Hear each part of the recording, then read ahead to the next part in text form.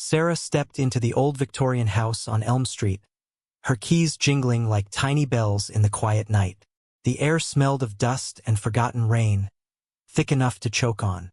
She had bought the place cheap, too cheap, because no one wanted to live where the last owner had died alone. Sarah didn't believe in ghosts. She was 28, single, and tired of city noise. This was her fresh start. She flicked on the hallway light, a single bulb that buzzed like an angry wasp. Shadows danced on the peeling wallpaper. Flowers faded to gray. She dragged her suitcase upstairs, the wooden steps creaking under her feet. Each groan sounded like a sigh from the house itself.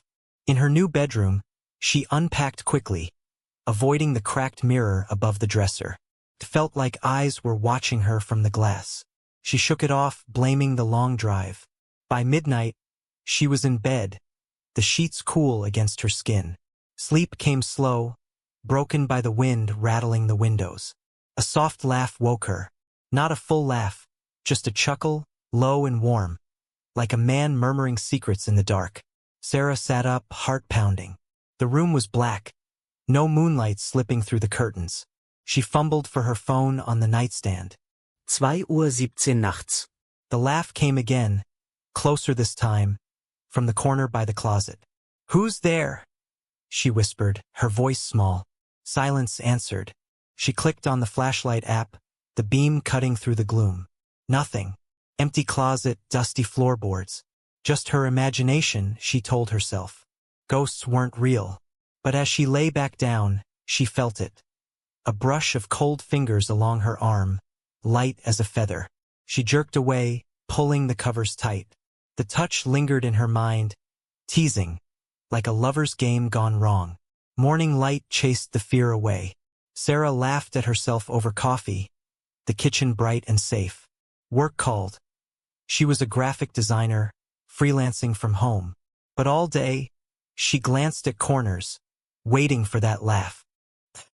That night it returned. Sarah showered late, steam filling the bathroom, water hot on her skin.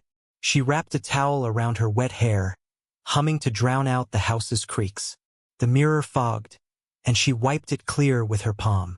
There, behind her reflection, a shape. Tall, broad-shouldered, dressed in a white shirt, sleeves rolled up. His face was half shadow, but his eyes, dark, playful, locked on hers. He smiled, lips curling slow. "Pretty?" he said, voice smooth as silk, echoing off the tiles. Sarah spun, towel slipping. The bathroom was empty, door shut. Her breath came fast, chest tight. "Hello?" she called stupidly. The mirror showed only her, pale and wide-eyed. But the word hung in the air. Pretty. Like he owned it. She dressed in a rush, heart hammering, and slept with the lights on. Dreams twisted. Hands on her waist, whispers in her ear, laughter that pulled her deeper. Days blurred. Sarah told no one. They'd think her crazy. But the ghost, he was real now, grew bolder. Mornings, she'd find her coffee mug moved to the windowsill, a faint outline of lips on the rim. "Miss me?"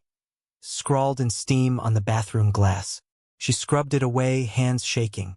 One evening, cooking pasta, the radio crackled to life. No, she hadn't turned it on.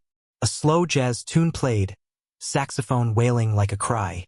Then his voice cut in, over the music. "Dance with me, Sarah." She dropped the spoon, sauce splattering the floor. The kitchen light flickered, shadows stretching long.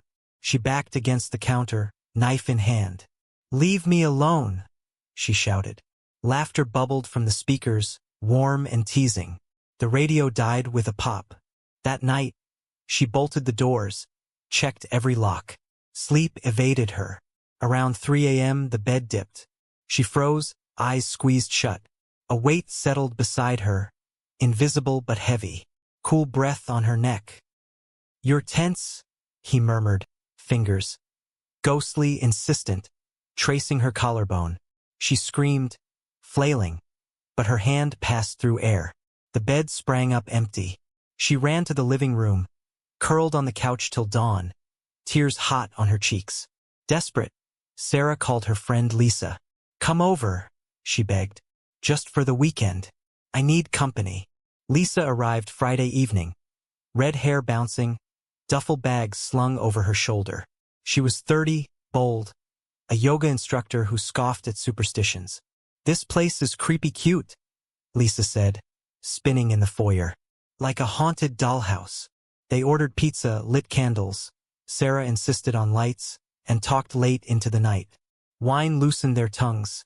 Stories of bad dates, lost loves. Lisa crashed in the guest room. Sarah in her own bed, door cracked open. Midnight passed quiet. Sarah almost relaxed. Then, a giggle from downstairs. Soft, flirtatious. Lisa's voice floated up. "Sarah? You up?" Sarah patted down, finding Lisa in the kitchen, staring at the fridge. The door stood ajar. A note stuck to the ice maker. "Join us," read. In Sarah's handwriting, no, his. Lisa laughed it off. "Prank? You got a secret admirer." But her eyes darted to shadows. They shut the fridge, poured more wine, pretended. The teasing turned playful with two. Saturday morning, Lisa screamed from the bathroom.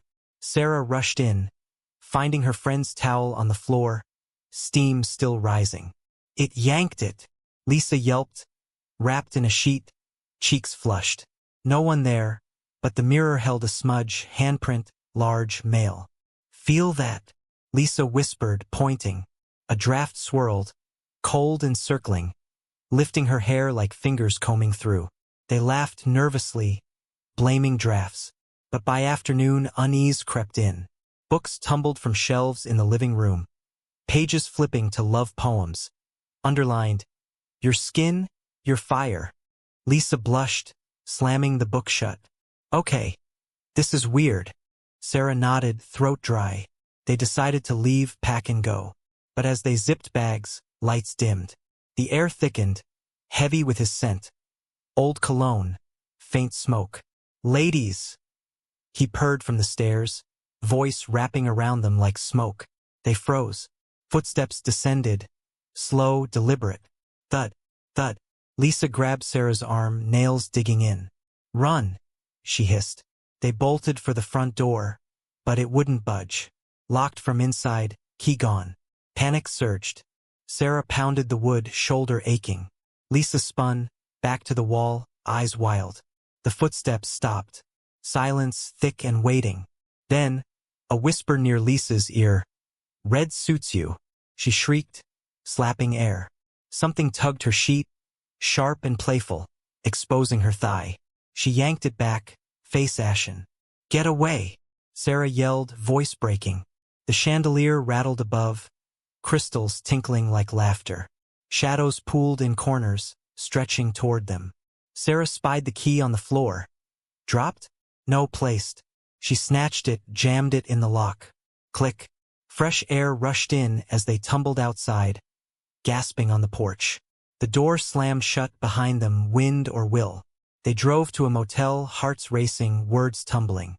"What was that?" Lisa sobbed. Sarah gripped the wheel. "A ghost. He teases. Touches." Lisa stared. "We call someone. Priest? Cops." But cops wouldn't believe. They crashed at the motel, doors double-locked, sleep shallow. Sunday they returned. Braver in daylight, armed with sage from a New Age shop and salt lines across thresholds. "Burn the bad vibes," Lisa said, lighting the bundle. Smoke curled, acrid, as they chanted nonsense words. The house seemed subdued, sun streaming through grimy windows. They packed methodically, glancing over shoulders. But in the attic, dusty boxes, cobwebs like veils, he waited. Sarah climbed the pull-down stairs first, flashlight beam slicing dust motes. A trunk sat open, photos spilling. Women, old black and whites, smiling at the camera. All with a man beside them. Tall, dark hair slicked back, eyes hungry. Him, the ghost. "My girls!" His voice echoed, amused. Lisa tripped behind, cursing. The stairs folded up sudden, trapping them. Darkness swallowed the attic. "Sarah!" Lisa's voice cracked. Sarah banged the hatch, fists bruising. Below, nothing. His laugh rolled like thunder, close. "Playtime." Cold hands gripped Sarah's waist, pulling her back against nothing solid. She twisted, elbow swinging through mist. Lisa screamed. Something pinned her arms, breath hot on her neck. Soft, he murmured to her. Like petals. They fought blind, nails raking air, kicks landing on wood. The hatch creaked open at last, light flooding in. They scrambled down, sage forgotten, salt scattered. In the bedroom, drawers yawned open, clothes strewn. Sarah's bras, Lisa's panties, arranged in a heart on the bed. A message in lipstick on the wall. Come back soon. They fled again, bags abandoned, running barefoot to the car. Tires screeched as they peeled out, the house shrinking in the mirror. At Lisa's apartment, they barricaded, lights blazing. We sell it, Sarah gasped. Burn it. But curiosity gnawed. Who was he? Late night, laptop glowing, they searched. Elias Blackwood, died 1923, this house his. Rich, charming, accused of luring women, disappearances, no bodies. He teases them, an old article whispered. Till they break, Lisa shivered. He's still doing it. Phone rang, unknown number. They let it go to voicemail. His voice, missed you already. Weeks passed. Sarah crashed on Lisa's couch, job remote, house listed for sale. Buyers came, left pale, muttering. Felt watched. One woman, mid-tour, shrieked Fr. OM the bathroom. Lipstick message. Mine. The realtor quit. Sarah dreamed of him nightly. Dancing in fog, hands roaming, laugh echoing. Woke sweating, skin tingling like touches. Lisa noticed bruises, faint, finger-shaped, on Sarah's arms. He followed. Impossible. But doors creaked in the apartment, whispers at night. Red. Sarah. Lisa burned sage there too, to no avail. One storm-lashed evening, power out. They huddled with candles. Knock at the door. Slow, insistent. Pizza? A voice called, deep and teasing. No order placed. Lisa peered through the peephole, empty hall. Door rattled, knob turning. Locked but straining. They backed away, candle flames dancing wild. He's here, Sarah breathed. Wind howled? Or was it breath? Curtains billowed inward. No windows open. A chill wrapped Lisa's ankle, pulling. She yelped, kicking free. Stop! Sarah threw salt, kitchen canister emptied. Sizzle like flesh burning. Laughter faded. Dawn broke, power on. They moved, new city, new lives. Sarah in a bright apartment, Lisa across town. No cracks, no whispers. Peace, fragile. But Sarah kept the photos from the attic, hidden in a drawer. Elias's eyes followed her. One night, alone, wine glass trembling, she heard it, chuckle soft, from the closet. Told you I'd find you. Heart in throat, she crept close. Door ajar, darkness inside. A hand, pale, translucent, reached out, fingers beckoning. Dance? She slammed it shut, back pressed to wood, breath ragged. Locked it, chained it, but the knob